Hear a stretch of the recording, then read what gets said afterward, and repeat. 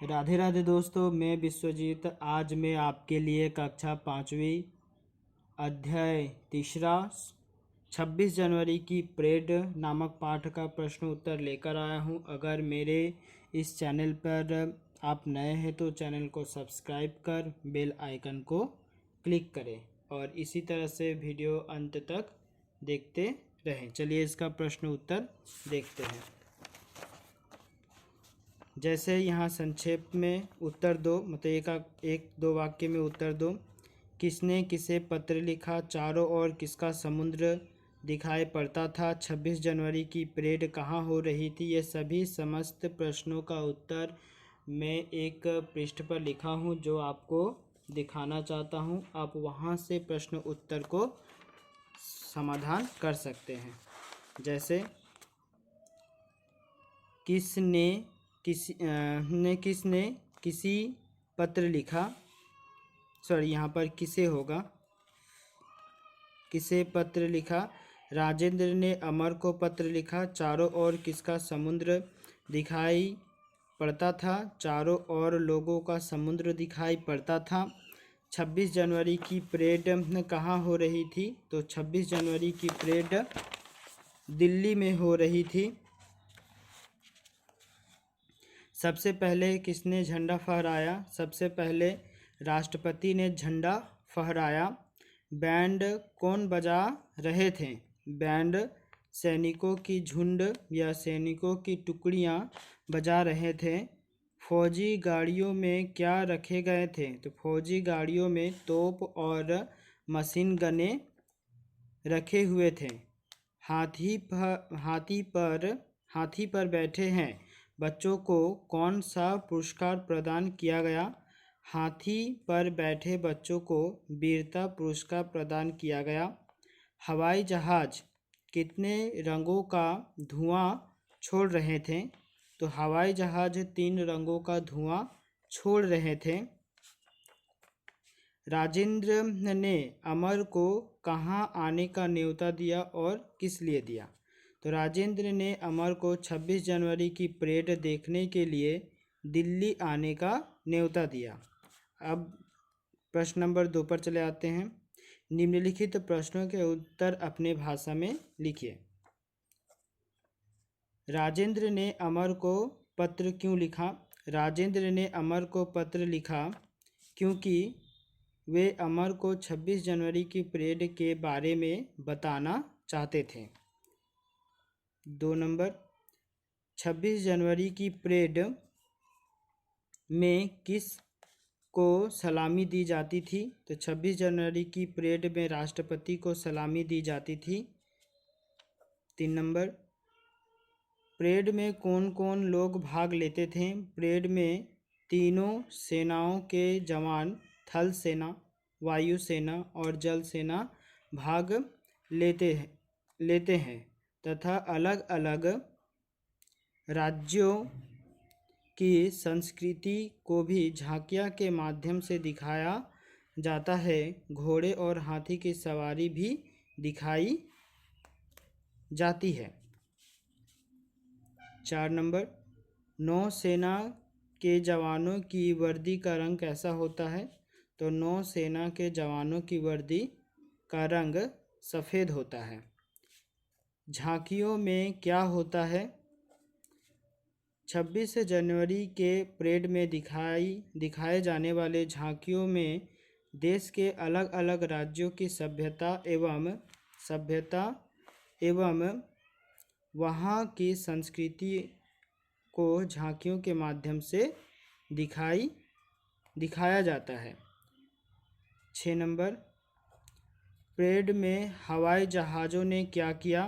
Parade में हवाई जहाज़ों ने राष्ट्रपति को सलामी दी और तिरंगे के तीनों रंगों जैसे धुआं भी छोड़ा।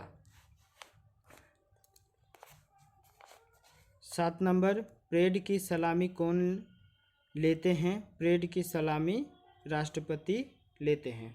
तो आशा करते हैं आपको समझ में आया होगा। और भी है, जैसे कि 8 नंबर,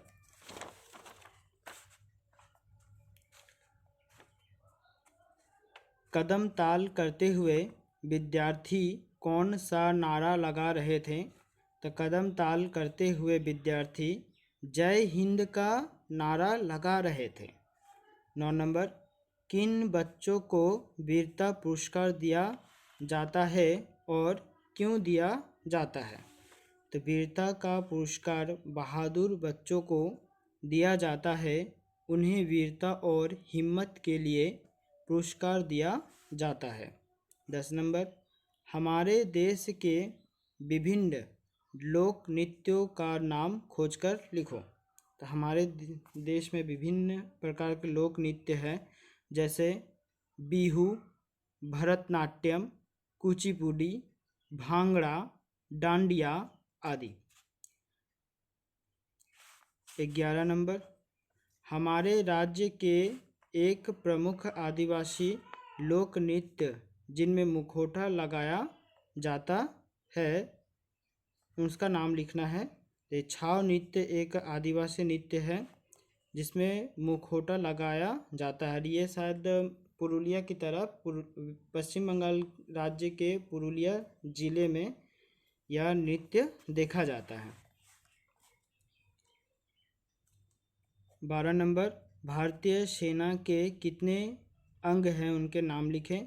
भारतीय सेना के 3 अंग होते हैं, थल सेना, जल सेना और वायुसेना।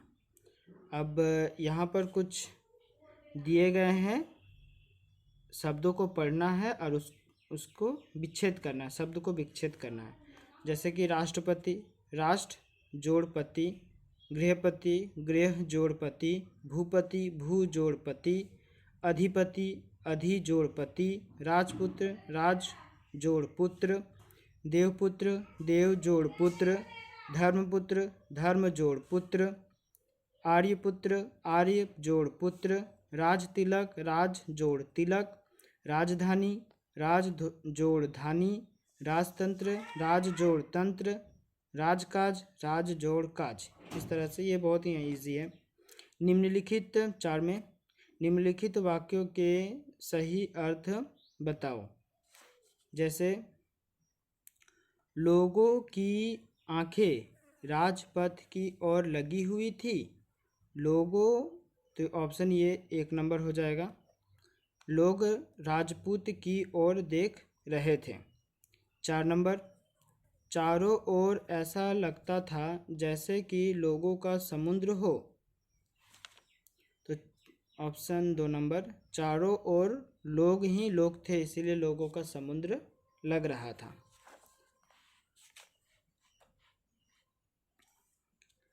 5 नंबर, पत्र का वह भाग पढ़ो जिसमें भीड़ का वर्णन है। सूरज निकलने तक पर देखने वालों भी काफ़ी भीड़ हो गई थी। चारों ओर ऐसा दिखाई देता था जैसे लोगों का समुद्र हो। बहुत से विदेशी भी इस परेड को देखने आए हुए थे। परेड के रास्ते के दोनों ओर बड़ी भीड़ थी। पुलिस के जवान घूम घूम कर लोगों को ठीक तरह से बैठने का प्रबंध कर रहे थे। तो आशा करते हैं आपको समझ में आ गया होगा। पत्र का वह भाग पढ़ो जिसमें हवाई जहाज का वर्णन है। 5 नंबर,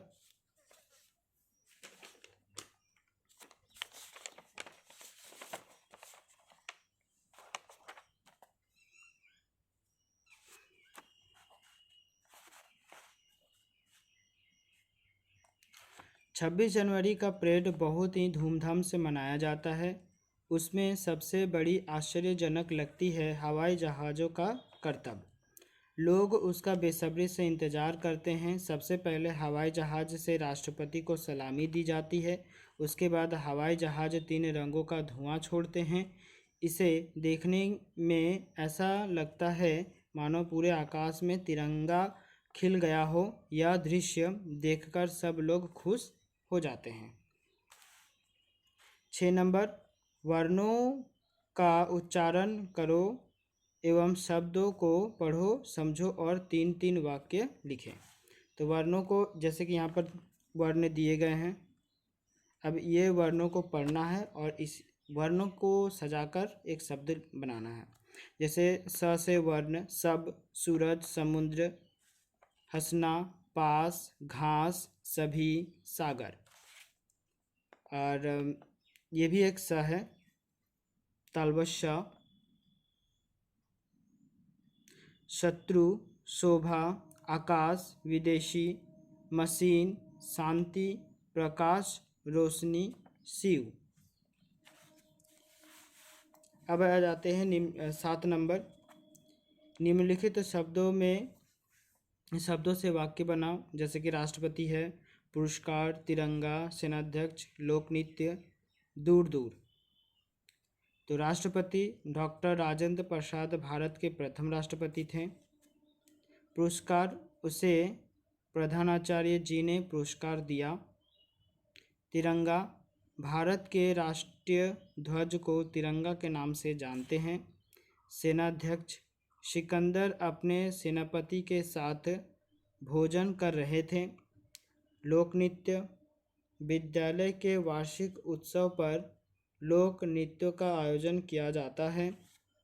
दूर दूर, यहाँ दूर दूर तक कोई नहीं है। चलिए अब ये भी देख लेते हैं।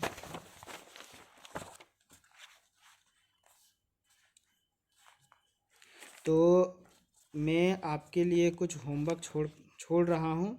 जैसे कि ये 11 नंबर और 12 नंबर और 13 नंबर। ये 11 नंबर आपको क्या करना है, निम्न मात्रा वाले शब्द पाठ से खोजकर लिखो और कुछ नए शब्द जोड़ो। जैसे कि ये जो मात्रा दिया हुआ है, ये मात्रा के शब्द पाठ से खोजना है और लिखना है ऑप्शन में।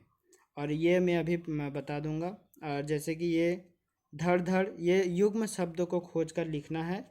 और यहाँ पर 13 नंबर पर अगर विशेष ध्यान दे तो यहाँ पर बोल दिया गया है कि वी जोड़ देने से विकल्प शब्द बन जाता है, एक नया अर्थ बन जाता है। ठीक है, उसी तरह से एक नए शब्द जोड़कर बनाना है। जैसे कि ये वी जोड़कर वश, विवश, विश्वास, विलय, विभेद, विभाग, इसी तरह से यहाँ पर वी जोड़कर सभी शब्दों को बनाना है। तो अभी मैं आपको 10 नंबर में बता दूं। जैसे कि अच्छा, इसे कहते हैं अनुस्वर। ये जो बिंदु दिया हुआ रहता है अनुस्वर, और माथा पे जो चंद्र बिंदु रहता है उसे कहते हैं चंद्र बिंदु या अनुनासिक। तो डिफरेंस भी बता दें। जैसे कि अनुस्वर, हिंदी भाषा में बिंदु को अनुस्वर कहते हैं। या पंचम वर्ण ड, य, न, मूर्धन्य, न, म, ये पंचम अक्षर कहलाते हैं। जैसे गंगा, सब में एक बिंदु लगा हुआ है। चंचल, झंडा, गंदा और कंपन, ये जो बिंदु लगा हुआ है इसे कहते हैं अनुस्वर। अब आ जाते हैं चंद्र बिंदु। अनुनासिक स्वरों के उच्चारण में मुंह से अधिक तथा नाक से बहुत कम श्वास निकलती है। इससे यह पता चलता है कि ये चंद्र बिंदु यहाँ पर लगेगा। जैसे आँख, माँ, गाँव, अंधेरा, फूकना, कुआं, कांच, अंगूठा आदि, ये सब सभी के ऊपर में चंद्र बिंदु लगा हुआ। तो आशा करते हैं आपको ये मेरे द्वारा दिखाए गए वीडियो को आप समझ गए होंगे। अगर आप मेरे पिछले वीडियो अगर नहीं देखे होंगे तो डिस्क्रिप्शन लिंक में मैंने अपने वीडियो दे दिया हूँ, वहाँ से आप मेरे वीडियो को देख सकते हैं। वीडियो को पूरा देखने के लिए धन्यवाद।